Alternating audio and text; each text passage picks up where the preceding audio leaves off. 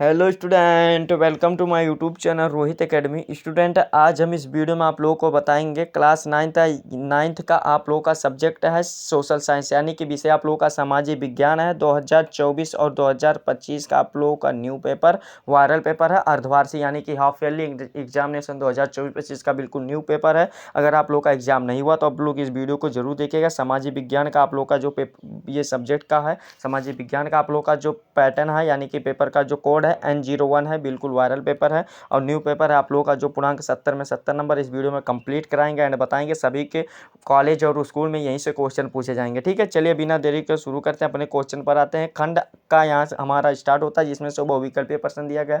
20 MCQ रहेंगे आप लोगों का, 20-20 नंबर का प्रत्येक क्वेश्चन रहेगा। 20 नंबर MCQ आएंगे, 50 नंबर 40 नंबर आप लोग का वर्णनात्मक प्रश्न रहेगा और 10 नंबर आप लोग का मैप का रहेगा। ठीक है, इसको भी कंप्लीट कराएंगे। पहले क्वेश्चन पर आते हैं। पहला क्वेश्चन दिया गया, भारतीय वन अधिनियम कब लागू किया गया था? यानी कि जो भारतीय वन वन अधिनियम था, मतलब वो नियम जो बना था वो कब लागू किया गया था, कब पारित किया गया था, हमें ये बताना है। तो इसका जो राइट आंसर हो जाएगा, कब पारित किया गया था बाबू? 1865 ईस्वी में किया गया था। कब? 1865 ईस्वी में किया गया था। सवाल हमारा ऑप्शन राइट हो जाएगा। फिर देखिए दूसरा क्वेश्चन दिया गया, बस्तर कहाँ स्थित है? बस्तर छत्तीसगढ़ में स्थित है। बस्तर कहाँ पर स्थित है? छत्तीसगढ़ में स्थित है। हमारा आ वाला ऑप्शन सही हो जाएगा। फिर अगला क्वेश्चन दिया गया कि दूसरा विश्व युद्ध कब समाप्त हुआ था? दूसरा विश्व युद्ध जो समाप्त हुआ था 9 मई 1945 ईस्वी में समाप्त हुआ था, यानी कि बा वाला हमारा ऑप्शन इसका राइट हो जाएगा।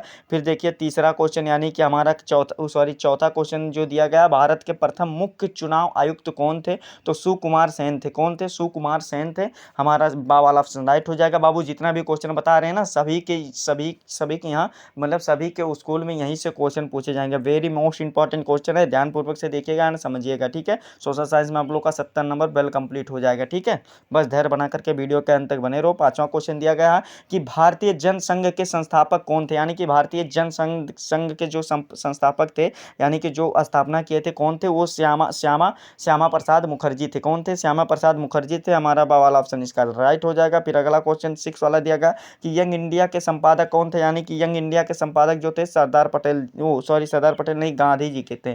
कौन? यंग इंडिया की बात की जाएगी तो ये गांधी जी थे, यानी कि महात्मा गांधी थे। ठीक है, सवाल हमारा ऑप्शन सही हो जाएगा। फिर अगला क्वेश्चन दिया गया, किस नदी की कोई सहायक नदी होती है? नहीं है, तो नर्मदा नदी की कोई भी सहायक नदी नहीं है। ठीक है बाबू, हमारा कौन सा राइट आंसर हो जाएगा इसका जो सही आंसर हो जाएगा हमारा आ वाला ऑप्शन सही हो जाएगा। फिर अगले क्वेश्चन पर आते हैं। 8वां क्वेश्चन दिया गया है कि ब्रह्मपुत्र नदी को यमुना नदी कहा जाता है, यानी कि किस देश में कहा जाता है? कहाँ, किस स्थान पर जो ब्रह्मपुत्र का नाम बदल जाता है? तो ये बांग्लादेश में। कहाँ पर बाबू? बांग्लादेश में इसका नाम बदल जाता है। क्या हो जाता है? वो यमुना नदी, जमुना हो जाता है। क्या हो जाता है? जमुना हो जाता है। ठीक है, अगले क्वेश्चन पर आते हैं। दूसरा क्वेश्चन कि सम जलवायु कहाँ पाई जाती है, यानी कि समान जलवायु कहाँ पर पाई जाती है, हमें ये बताना इसमें। तो इसका जो सही आंसर हो जाएगा सागर तट से दूर, यानी कि सागर तट से दूर पाई जाती है। हमारा बा वाला ऑप्शन सही हो जाएगा। फिर अगला क्वेश्चन दिया गया है कि स्वतंत्रता के बाद भारत की सबसे कठिन चुनौती क्या थी? यानी कि स्वतंत्रता के बाद जो सबसे मतलब चुनौती थी, क्या थी? कुपोषण थी, यानी कि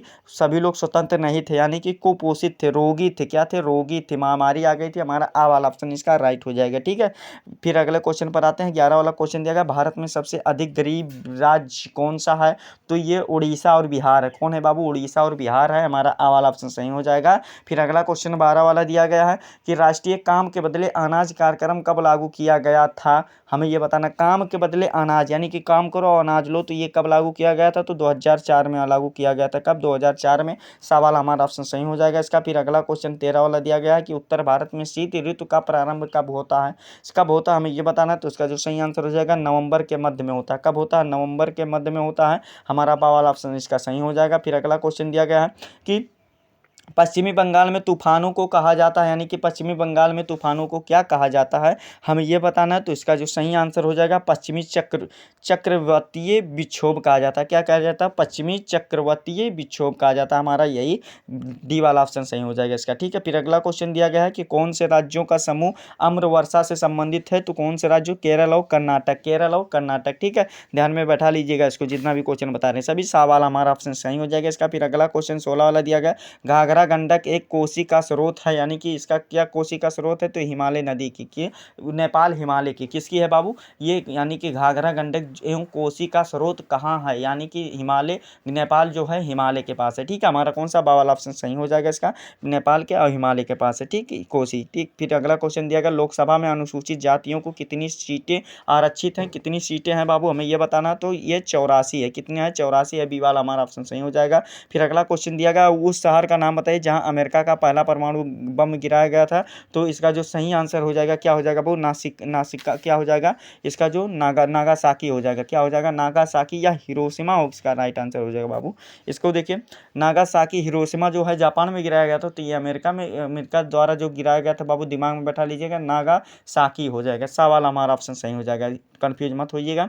और 19 वाला क्वेश्चन दिया गया, उस घटना का नाम बताइए जिसने दूसरा विश्व युद्ध प्रारंभ किया था। तो क्या था बाबू, जर्मनी का पोलैंड पर आक्रमण, यही दूसरा विश्व युद्ध शुरू किया था। ठीक, हमारा यही राइट आंसर हो जाएगा। ठीक, अगले क्वेश्चन पर आते हैं। अगला क्वेश्चन दिया गया, भारत में सन 1951 में साक्षरता दर क्या थी, यानी कि साक्षरता दर कितनी थी, 18% थी। कितनी थी बाबू, 18% थी। आ वाला हमारा ऑप्शन इसका राइट हो जाएगा। तो इस प्रकार से आप लोग का 20 नंबर तो एमसीक्यू वाला कंप्लीट हो गया। रही 50 नंबर की बात, यानी कि 40 नंबर आप लोग का वर्णनात्मक वाला और 10 नंबर मैप वाला, उसको भी कंप्लीट कराएंगे। बस बेल डाउन बाबू, आप लोग वीडियो के अंत तक बने रहो। खंड यहाँ से हमारा खा स्टार्ट होता है, जिसमें से वर्णनात्मक प्रश्न दिए गए हैं। लघुत्तरीय प्रश्न में पहला दिया गया है कि प्रथम विश्व युद्ध की यूरोप के क्या प्रभाव पड़े, 4 नंबर का क्वेश्चन है। अथवा करके भी दिया गया, आप लोगों के लिए ऑफर दिया जाएगा कि फ्रांसीसी समाज के किन तबकों को क्रांति का फायदा मिला, हमें ये बताना। तो देखो बाबू, जितना भी क्वेश्चन बता रहे हैं सभी रफ कॉपी में आप लोग इसको नोट करना है, सभी क्वेश्चन को। ये भले ही आप लोगों को वीडियो को पुश करके यानी कि रोक करके इसको मतलब नोट कर लेना और इसको अच्छे तरीके से तैयार करके जाना है। बताना हमारा काम है बाबू, तैयार करना आप लोगों का काम है। ठीक है,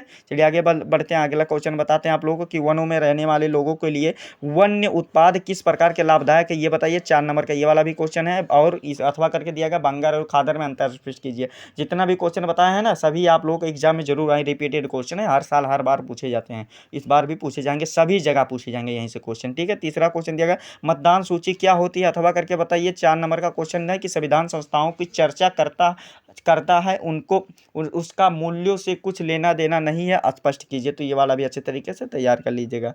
फिर अगला क्वेश्चन दिएगा, मानवीय निर्धनता का क्या आशय है। 4 नंबर का क्वेश्चन अथवा करके दिया गया कि प्रचंड बेरोजगारी से आप क्या समझते हैं। तो ये वाला भी अच्छे तरीके से तैयार कर लीजिएगा। दीर्घ उत्तरीय क्वेश्चन यहाँ पर दिया गया है क्या, कि संविधान सभा के विषय में आप क्या जानते हैं। 6 नंबर का क्वेश्चन, इसको भी तैयार कीजिए। अथवा करके दिया गया है कि नाजियों के अधीन स्कूलों का संक्षिप्त वितरण दीजिए, यानी कि ये वाला भी अच्छे तरीके से आप लोग को तैयार कर लेना है। ठीक है बाबू, फिर अगले क्वेश्चन पर आते हैं। 6 वाला क्वेश्चन देगा, भारत के व्यावसायिक वानिकी कब और क्यों आई, इससे अम्ल में लाने वाले पर इनसे भारत के वनों के निवास करने वाले लोगों पर क्या प्रभाव पड़ा, ये बताइए। 6 नंबर का क्वेश्चन अथवा करके भी दिया गया कि अगर आप लोग उसको नहीं लिखना चाहते तो ये गंगा नदी का तंत्र वर्णन कीजिए, यानी कि इनके विस्तार पूर्वक से आप लोग को इसको बताना है। ठीक है, तंत्र इसकी, तो ये वाला भी कर लीजिएगा अच्छे तरीके से तैयार। 7वां क्वेश्चन दिया गया, दक्षिण अफ्रीका में रंगभेद प्रणाली के विरोध संघर्ष के बारे में संक्षेप में बताइए। अथवा करके भी दिया गया, क्या अथवा करके दिया गया, देखिए 6 नंबर का क्वेश्चन है, यानी कि लॉन्ग आंसर टाइप क्वेश्चन है। इसमें अथवा करके दिया गया कि न्यायपालिका किसे कहते हैं, स्वतंत्र न्यायपालिका का क्या अर्थ है, ये बताइए। तो इसको भी अच्छे तरीके से तैयार कर लीजिएगा। 8वां वाला क्वेश्चन दिया गया है कि संसाधन के रूप में लोग से आप क्या समझते हैं। अथवा करके इसमें दिया गया कि न्यूनतम खाद्य आवश्यकता की गणना कैसे की जाती है, ये बताइए। तो ये वाला भी अच्छे तरीके से आप लोग बाबू तैयार कर लीजिए। जितना भी क्वेश्चन बता रहे हैं सभी को आप लोग अच्छे तरीके से याद करके ही जाइएगा, सभी पेपर देने। ठीक है, जरूर पेपर देने, इसको याद करके तैयार करके जाना है।